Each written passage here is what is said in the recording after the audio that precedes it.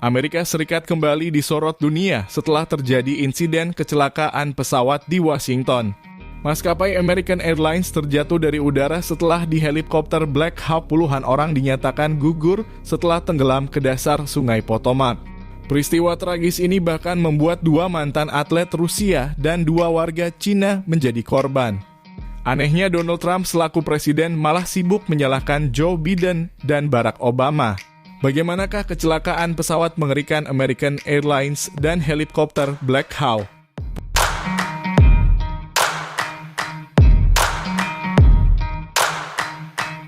Publik Amerika Serikat kembali dibuat gempar dengan berita duka.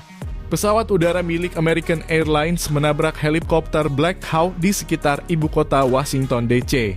Pesawat bertipe bombardir CRJ-700 ini diketahui hendak mendarat di Bandara Washington. Di lain sisi, helikopter milik tentara Amerika Serikat tersebut sedang menjalani pelatihan.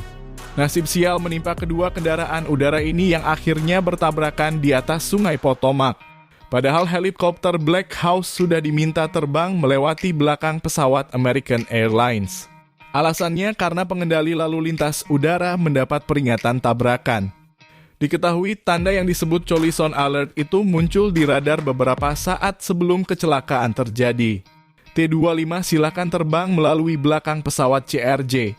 Ungkap pengendali lalu lintas udara di Bandara Washington. Namun peringatan ini nampaknya diabaikan oleh pilot helikopter tersebut. Buktinya mereka justru menabrak pesawat komersil yang dikemudikan oleh Kapten Jonathan Kos dan kopilot Samuel Lilly. Momen kecelakaan tragis ini bahkan tertangkap kamera di sekitar tempat kejadian. Pasalnya, kamera webcam milik Kennedy Center of Performing Arts merekam kecelakaan tersebut secara tak sengaja.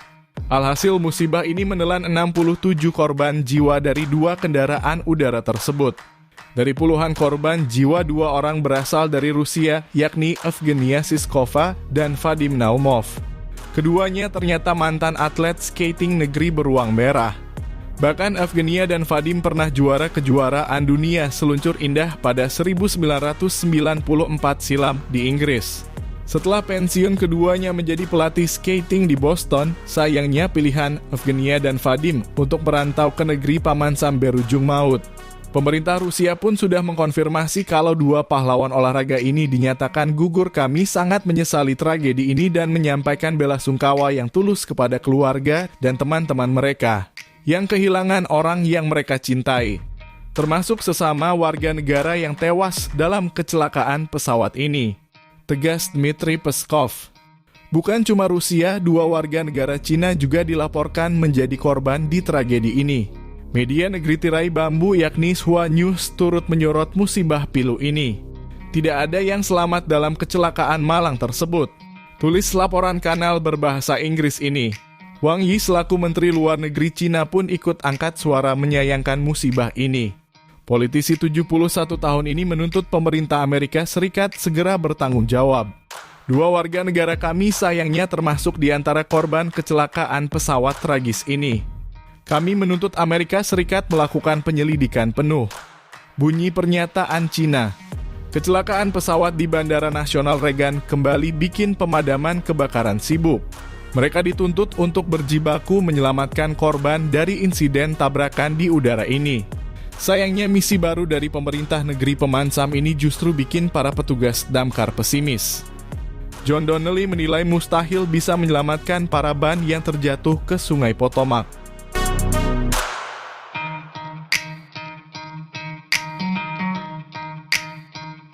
Terlepas dari semua upaya tersebut, kami kini berada di titik di mana kami beralih dari operasi penyelamatan ke operasi pemulihan. Pada titik ini, kami nggak yakin ada yang selamat dari kecelakaan ini. Ungkap Ketua para pemadam kebakaran ini. Kekhawatiran pemadam kebakaran akhirnya terbukti usai proses evakuasi mulai buntu. Kubangan lumpur di dasar Sungai Potomac bikin pencarian jenazah semakin sulit. Lumpur tersebut menghalangi petugas karena teksturnya yang pekat dan menutupi jarak pandang. Padahal menurut laporan bangkai pesawat hanya jatuh beberapa kali ke dalam air. Butch Hendrich selaku pendiri Liebherr System mengemukakan pendapatnya tentang masalah ini. Setiap kaki, setiap 6 inci yang mereka gerakkan ada potensi untuk halangan lain, bahaya lain, atau bahkan cedera pada penyelam.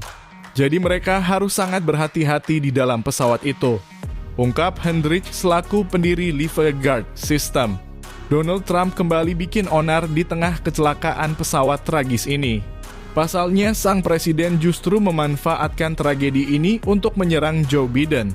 Politikus Partai Demokrat ini dianggap telah merusak standar kompetensi di Badan Penerbangan Federal. Namun Trump justru dianggap sedang berusaha menutupi kesalahannya sendiri.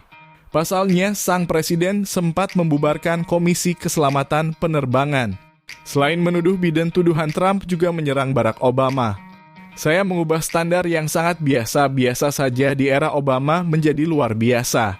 Hanya individu dengan kecerdasan tinggi dan psikologi yang stabil yang bisa menjadi pengendali lalu lintas udara, pamer Trump dalam konferensi pers. Anehnya komentar Trump ini justru berbeda jauh dengan fakta di lapangan. Gara-gara keputusan sang presiden ada kekosongan 3.000 pengawas lalu lintas udara. Pria berambut emas ini memang dikenal gemar menyalahkan pejabat lain saat jadinya musibah. Sebelumnya Trump juga sudah menghujat Biden dan Gubernur California di kebakaran Los Angeles. Semua ini salah dia.